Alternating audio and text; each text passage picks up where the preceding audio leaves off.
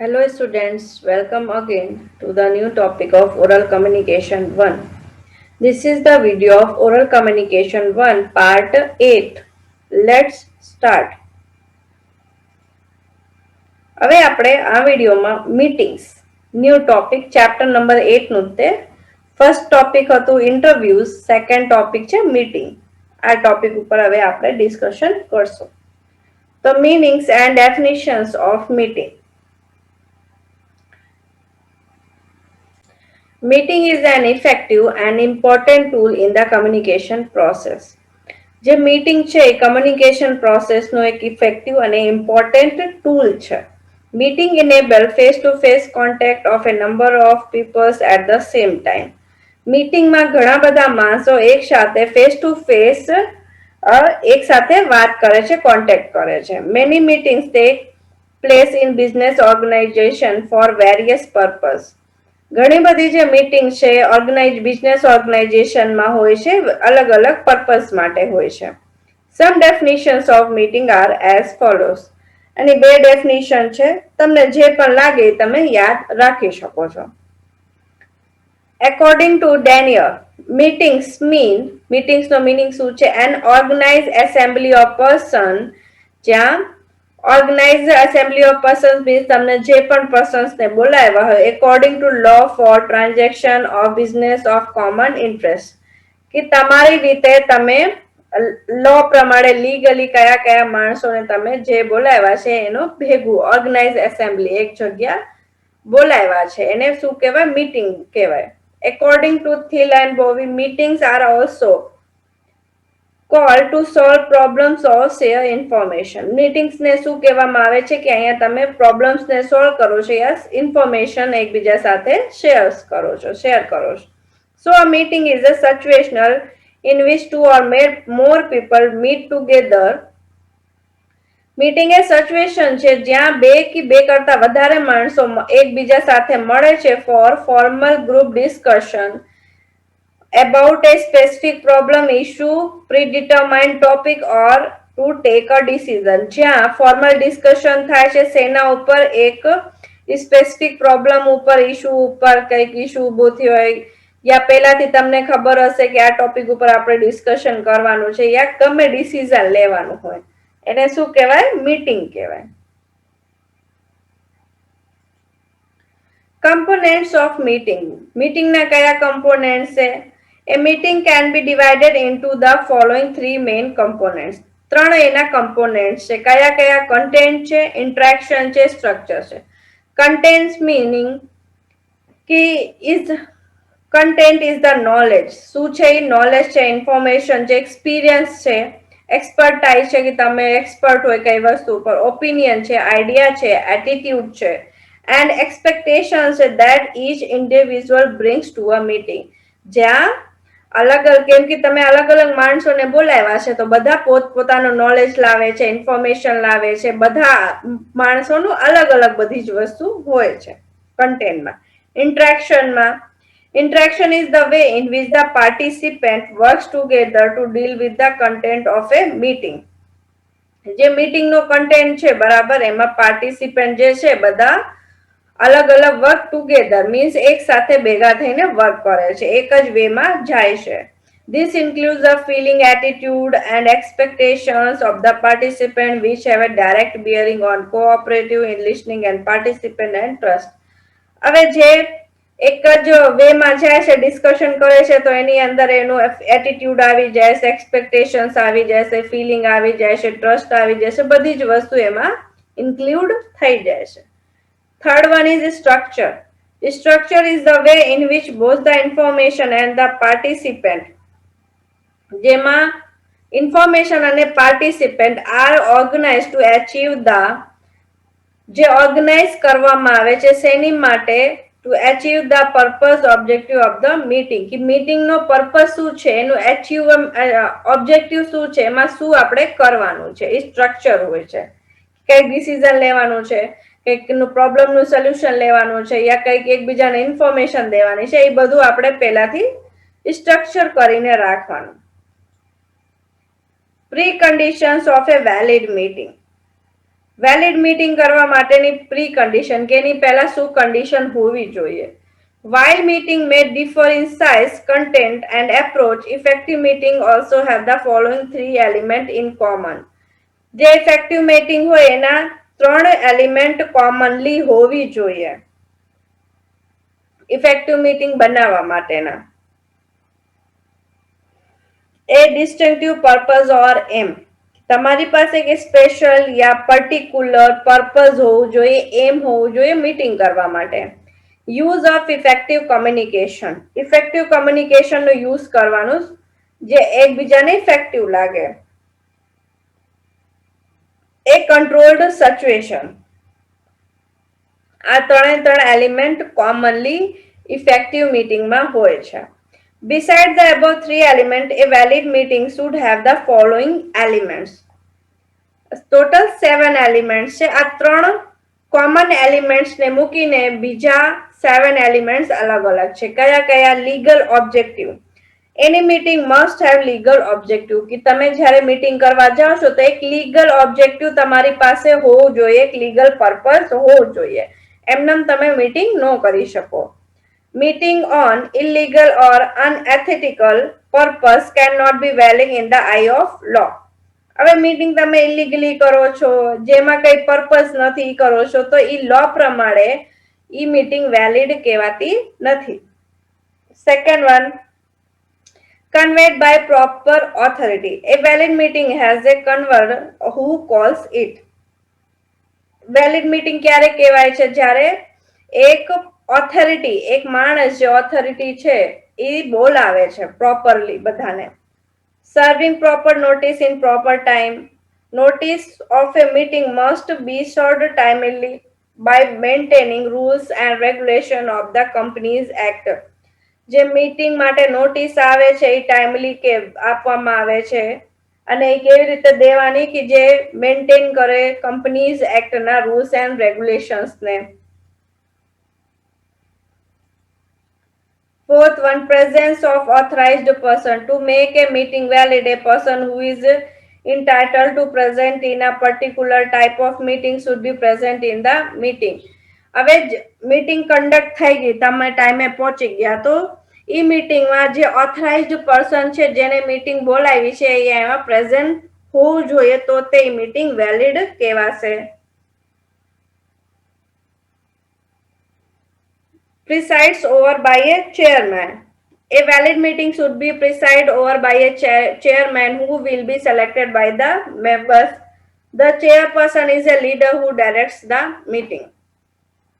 હવે આમાં ચેરમેન પણ હોવું જોઈએ, એ વેલિડ મીટિંગ ત્યારે જ કહેવાય છે. અને આ ચેરમેન કોણ હોય છે? જે મીટિંગ્સના મેમ્બર્સ હોય છે એમને બધા ભેગા થઈને સિલેક્ટ કર્યું હોય છે, અને એ જે ચેરમેન છે એ મીટિંગને ડાયરેક્શન્સ આપે છે કે આપણે કયા પર્પઝ ઉપર કયા મોટિવથી આપણે મીટિંગ સ્ટાર્ટ કરીએ છીએ.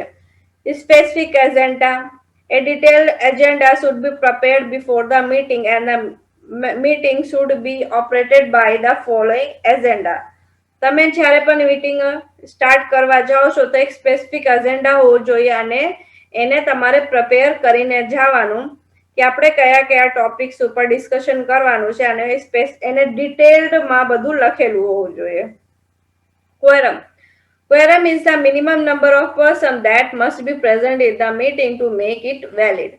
Quorum નો મીનિંગ છે કે જ્યારે તમે મીટિંગ ગોઠવો છો, બરાબર, એમાં મિનિમમ નંબર રાખવાના હોય છે કે આટલા મેમ્બર તો મિનિમમ હોવા જોઈએ મીટિંગમાં, તો તે મીટિંગનો જે ડિસિઝન આવે છે એ વેલિડ કહેવામાં આવશે.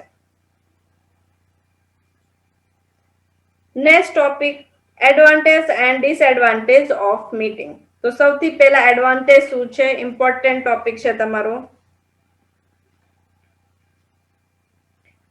In the business organizations, meetings are used for a variety of purpose. Business organization માં જે meetings છે એ ઘણા બધા purpose માટે use કરવામાં આવે છે. There are some advantages of the meeting which are stated below. આના meeting કરવાના ઘણા બધા advantage છે જે આપણે નીચે બતાવ્યા છે. 6 advantage છે એના. તો સૌથી પહેલો છે democratic process. Meeting is a democratic process of taking decision. Decision લેવા માટેની ડેમોક્રેટિક પ્રોસેસ છે, સારી પ્રોસેસ છે. No one can blame another for the decision because it is taken in presence of all members. જ્યારે પણ તમે meeting કરી હોય, કઈક ડિસિઝન આવી ગયું હોય તો એકબીજાને તમે બ્લેમ ન કરી શકો, કેમ કે જે પણ ડિસિઝન આવ્યું છે એ બધા મેમ્બર્સની હાજરીમાં આવ્યું તો બધા ત્યારે પ્રેઝન્ટ હતા. Improved decision. Improved decision can be taken through meeting because every matter is discussed considering its pros and cons and nothing is left over unconsidered.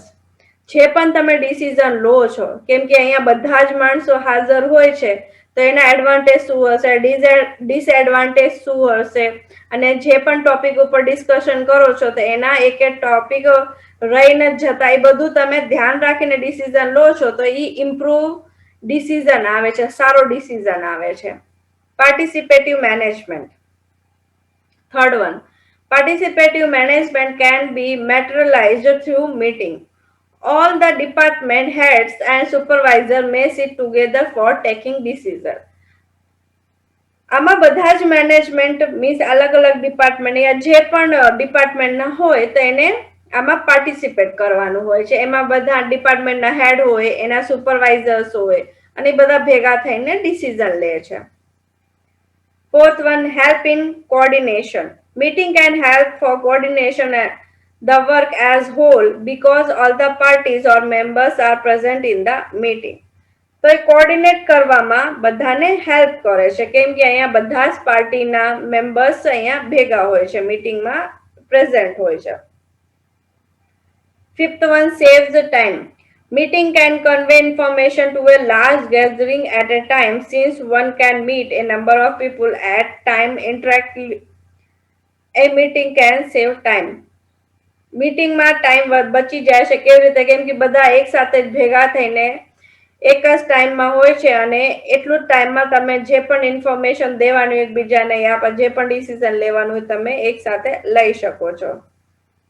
Collective and ununited approach. Provide necessary information to a group of people. તમારે કઈક information દેવાની છે, necessary information.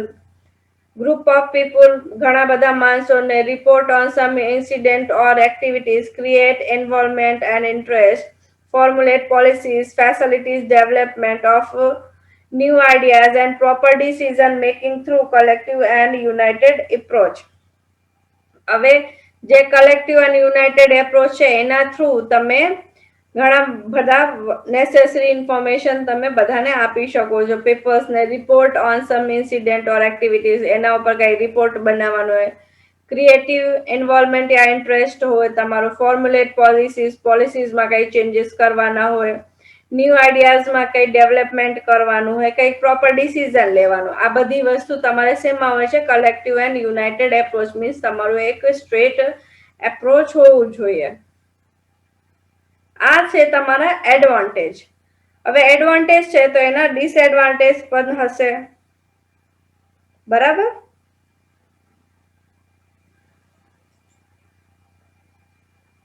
There are some limitations and disadvantages of meetings. These limitations and disadvantages are discussed below. હવે એના meetings કરવાના limitations આવી જાય છે. લિમિટેશન્સ મીન્સ એના ડિસએડવાન્ટેજ કયા કયા છે. ના 5 ડિસએડવાન્ટેજ છે.